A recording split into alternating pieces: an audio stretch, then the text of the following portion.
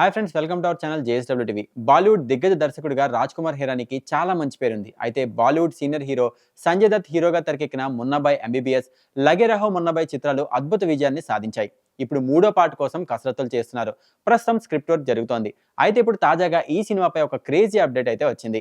ఈ సినిమాలో south hero Akkineni Nagarjuna కూడా ఒక కీలక పాత్రలో నటిస్తున్నారని తెలుస్తుంది.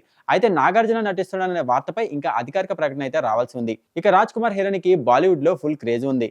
ఆయనతో సినిమా చేయడానికి స్టార్ హీరోలు ఆసక్తిగా ఎదురుచూస్తున్నారు. ఇలాంటి పరిస్థితుల్లో సడన్ గా రాజ్ కుమార్ హిరానీ మున్నాబాయ్ 3ని అనౌన్స్ చేయడం, పైగా ఈ సినిమాలో అక్కినేని నాగార్జున ఉన్నాడన్న వార్తలు వస్తుండడం విశేషం. పైగా సంజయ్ దత్తో తాను చేసిన సినిమాల కంటే మెరుగ్గా ఉండేందుకు ప్రత్యేక శ్రద్ధ తీసుకుంటున్నట్లు రాజ్ కుమార్ హిరానీ పేర్కొన్నారు. అన్నట్టు ఈ సినిమాలను తెలుగులో శంకర్ దాదా ఎంబీబీఎస్, శంకర్ దాదా జిందాబాద్ పేరుతో మెగాస్టార్ చిరంజీవి రీమేక్ చేసిన విషయం తెలిసిందే.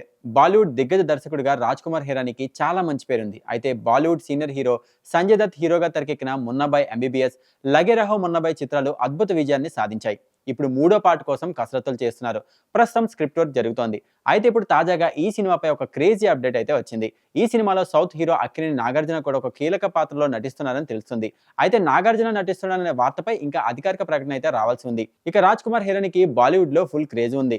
ఆయనతో సినిమా చేయడానికి స్టార్ హీరోలు ఆసక్తిగా ఎదురుచూస్తున్నారు. ఇలాంటి పరిస్థితుల్లో సడన్ గా రాజ్ కుమార్ హిరానీ మున్నాబాయ్ 3ని అనౌన్స్ చేయడం, పైగా ఈ సినిమాలో అక్కినేని నాగార్జున ఉన్నాడన్న వార్తలు వస్తుండడం విశేషం. పైగా సంజయ్ దత్తో తాను చేసిన సినిమాల కంటే మెరుగ్గా ఉండేందుకు ప్రత్యేక శ్రద్ధ తీసుకుంటున్నట్లు రాజ్ కుమార్ హిరానీ పేర్కొన్నారు.